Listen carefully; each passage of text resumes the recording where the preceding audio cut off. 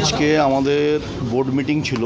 Board মিটিংয়ে আমাদের যেগুলো রেজুলেশন করা হয়েছে, প্রথম যেটা হচ্ছে বেআইনি হোর্ডিং, এডিডিএর জমিতে যা যা আছে সেগুলোকে ডিসমেল্টিং করা হবে। ডিএমসি এবং এএমসি এর ক্ষেত্রে ভিজিবিলিটি ট্যাক্স পায়। বাকি হচ্ছে ল্যান্ডের যে গ্রাউন্ড ট্যাক্স, সেটা হচ্ছে এডিডি এর পাওয়ার কথা। ম্যাক্সিমাম ক্ষেত্রে আগের গভর্নমেন্ট এটা হচ্ছে সেগুলো আদায় করতে পারেনি, এবং সেগুলোর ক্ষেত্রে হচ্ছে বেআইনিভাবে কার্যকর হয়েছে, অন্যভাবে পলিটিক্যালি বেনিফিটেড হয়েছে। আমরা এগুলোকে ডেমোলিশের অর্ডার করেছি আজকে। এবং বিভিন্ন এডিডি এর জমিতে, যেমন দেখবেন ডিবিসি মোড়ের ডান দিকে যদি যান আপনি, সেখানে দেখবেন দুর্গাপুরের একজন মাফিয়া আছে, তার নাম হচ্ছে কেবু ওরফে সুজয় পাল। সে একটা বিরাট অংশের জমি দখল করে আছে। আমরা লিখিতভাবে চিঠি দিয়েছি, তার বিরুদ্ধে ওই জমি খালি করতে হবে। এবং ওখানে আমরা 23 নম্বর ওয়ার্ডে প্রধানমন্ত্রী আবাস যোজনায় তাদের থাকার জন্য বাড়ি দিয়েছি। সেই বাড়িতে কেউ যায়নি, উল্টে সেখানে জায়গায় থেকে এখানেও আছে ওখানেও আছে। এই জিনিস চলবে না, এডিডিএর জমি খালি করতে হবে। ওখানে হচ্ছে আরবান চ্যালেঞ্জিং বলে একটা ফান্ড, সেই ফান্ডে দুটো আমরা ওয়েলকাম গেটের প্রস্তাব দিয়েছি, একটা ডিবিসি মোড়, একটা মুচিপাড়া মার্কেটের উপরে এডিডিএর ল্যান্ড আছে, এবং হচ্ছে ডিবিসি মোড়ে ল্যান্ড আছে। দুটোই অ্যাকসেপ্ট হয়েছে প্রপোজাল। এবং তার সাথে দুর্গাপুরের 3টে রাস্তা, 54 ফুটের একটা বড় রাস্তা, এবং হচ্ছে ইমন কল্যাণ সরণি, এসএসবি সরণি, 3টে পেভার ব্লক দিয়ে রোডগুলো তৈরি হবে। এই কারণে, যেহেতু হচ্ছে এখন ইমিডিয়েটলি রেনি সিজন চলছে, এই মুহূর্তে যদি আমরা ম্যাস্টিক রোড করি সেটা হচ্ছে ইমপ্লিমেন্ট করা যাবে না। হ্যাঁ, ডবল লেন হবে, অথচ কিন্তু পেভার ব্লক দিয়ে হবে, রাস্তাগুলো আরও টেকসই হবে। এটা আজকে ডিপার্টমেন্টে পাঠানো হয়েছে। এবং আমাদের 23 নম্বর ওয়ার্ড পড়ে, ওটা হচ্ছে 23 আর 24 নম্বর ওয়ার্ডের কানেক্টিভিটি, যেটা হচ্ছে সৃষ্টান্ন এবং হচ্ছে এসডি অফিসের পাশে একটি বেসরকারি সংস্থা ল্যান্ডের অ্যালটমেন্ট পেয়েছিল। তারা হচ্ছে অন্য মোডে ল্যান্ড পেয়েছিলেন, তারা চেঞ্জিংয়ের জন্য দিয়েছে, গ্রাউন্ড রেন্ট চাইছিলেন। ওখানে মেদান্তার মতন একটা হসপিটালের প্রপোজাল আমাদের কাছে জমা পড়েছে। আজকে যাতে গ্রাউন্ড রেন্ট নিয়ে ওখানে নতুনভাবে প্রপোজালের জন্য অ্যাকসেপ্টেন্স করা যায়, সেটা বোর্ডে আমরা পাস করিয়েছি। এবং তার সাথে আপনার হচ্ছে এডিডি এর জমিতে যারা কমার্শিয়ালি বিজনেস করেন, ছোট ছোট দোকান, তাদের প্রাইস হাইক করে দেওয়া হয়েছিল প্রায় 200% রেন্ট, যার ফলে একজন দোকানদারও এটা অ্যাকসেপ্ট করেনি, কেউ আসেনি। আমরা ওটাকে অনলি ফর সুপ্রিম কোর্টের একটা গাইডলাইন অনুযায়ী পেনাল্টি করা হয় 6%, সেইটার উপরে বেস করে ডিপার্টমেন্টে প্রপোজাল পাঠানো হবে। ল্যান্ডের অন্তত 20খানা প্রপোজাল আমার কাছে এসেছিল, আমি মাননীয় মুখ্যমন্ত্রীকে এয়ারপোর্টে জানিয়েছিলাম। উনি বলেছিলেন ইউডিএমের মিনিস্টারের মাধ্যমে লেবার ডিপার্টমেন্ট এবং হচ্ছে শ্রমমন্ত্রী এবং হচ্ছে যিনি হচ্ছেন আমাদের শিল্পমন্ত্রী তাপস রায়, অর্জুন সিংকে মার্ক করে আপনি প্রপোজালগুলো পাঠাবেন। আজকে প্রায় 20টা প্রপোজাল আমরা এখান থেকে ইউডিএমের ডিপার্টমেন্টের মিনিস্টার, ডিএম এবং এডিডিএস সি এর মাধ্যমে পাঠিয়েছি। 22 তারিখ সিএম আমাদের ডেকেছে। এবং দুর্গাপুর কেমিক্যালস নিয়ে আমরা প্রস্তাব দিয়েছি। দুর্গাপুর কেমিক্যালসে পার্মানেন্ট যারা এমপ্লয়ি ছিল তাদেরকে খাদ্য দপ্তরে, বিভিন্ন দপ্তরে, সরকারি দপ্তরে ট্রান্সফার করা হয়েছিল, কিন্তু যারা কন্ট্রাকচুয়াল এমপ্লয়ি তারা প্রায় 8 মাস ধরে স্যালারি পাচ্ছেন না, 1 টাকাও।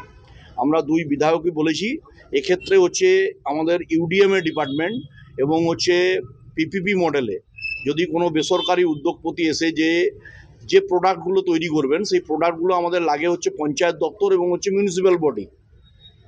গামাক্সিন, ব্লিচিং, ফিনাইল, এই ধরনের মশা মারার ওষুধ, এগুলো এখানে যদি প্রোডাকশন হয়, কোনো বেসরকারি সংস্থা করে গভর্নমেন্টের সঙ্গে পিপিপি মডেলে, প্ল্যানটাও চালু হবে। এই ওয়ার্কারদের আবার এনগেজমেন্ট করা যাবে। সেই প্রপোজালও ইউডিএমের মিনিস্টার অ্যাকসেপ্ট করেছেন। উনি বলেছেন যে লেবার ডিপার্টমেন্টের মিনিস্টার এবং হচ্ছে ইন্ডাস্ট্রিয়াল মিনিস্টারকে মার্ক করে পাঠাতে। পুরো পশ্চিম বর্ধমানের ওভারঅল যা বেটারমেন্টের প্রপোজাল আছে, সে এরিয়াল মেট্রো হতে পারে, ইন্ডাস্ট্রিয়াল ইনভেস্টমেন্ট হতে পারে, রোড ড্রেন হতে পারে, এগুলো সব। এবং এর সাথে হচ্ছে আমাদের যে তীর্থক্ষেত্র সার্কিট, তারও প্রপোজাল দিয়েছি আমরা দুটো। একটা হচ্ছে আড়ার আড়েশ্বর শিব মন্দির, সেখানে আমরা দিয়েছি আড়ার আড়েশ্বর করিডোর।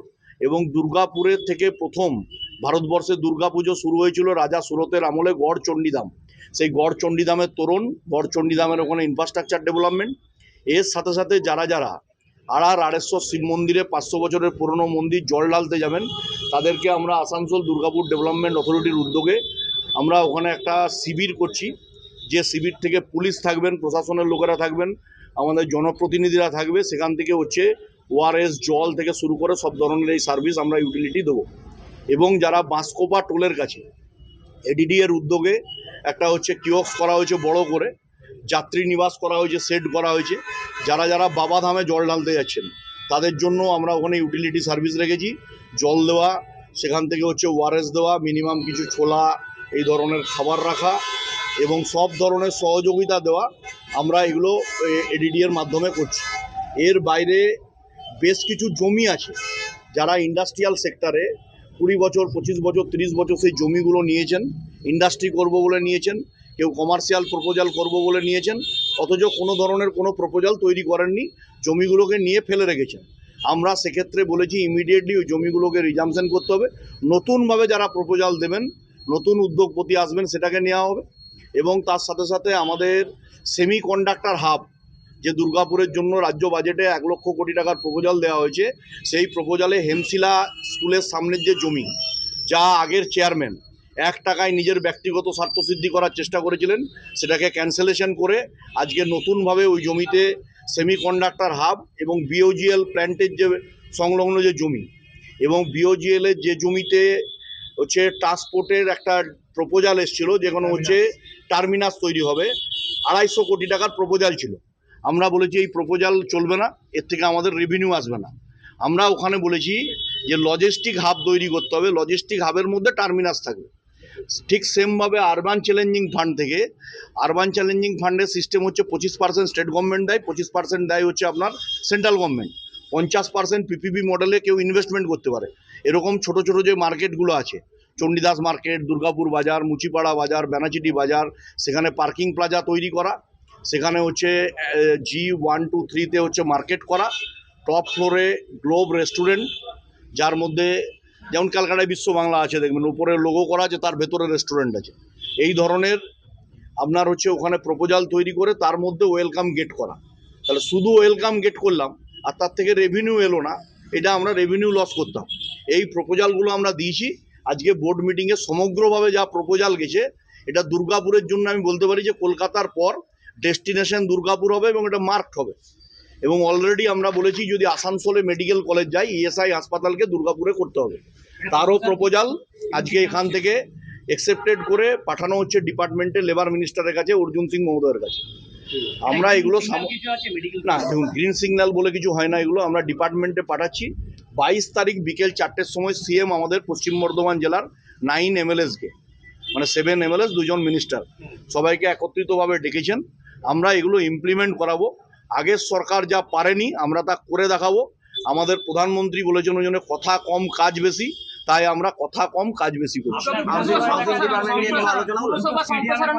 এবং 2টো মিনি ইন্ডোর স্টেডিয়ামের প্রপোজাল গেছে, পশ্চিমের বিধায়কের ক্ষেত্রে গেছে শ্যাম মন্দিরের পেছনের যে জমি সেই জমিতে, আর আমি পূর্বের ক্ষেত্রে এমএমসিতে একটা জায়গায় বাউন্ডারি করা আছে 2.62 জমি, সেই জমিতে যেমন হচ্ছে ইন্ডাস্ট্রিয়াল আমাদের মিনি ইন্ডোর স্টেডিয়াম হবে, তার সাথে একদম বিশ্বমানের একটা ফুটবল গ্রাউন্ড এবং হচ্ছে ক্রিকেটেরও কোচিং সেন্টার ওখানে তৈরি করা হবে। তার আমরা প্রপোজাল পুরো করে আজকে জমা দিয়েছি এবং 20টা ইনভেস্টমেন্টের প্রপোজাল, তার সাথে ডেভেলপমেন্টের আমাদের প্রপোজাল গেছে এখান থেকে একজন এমএলএ এডিডিএর মাধ্যমে প্রায় নিয়ার অ্যাবাউট 100 crores বাজেটের প্রপোজাল যাবে।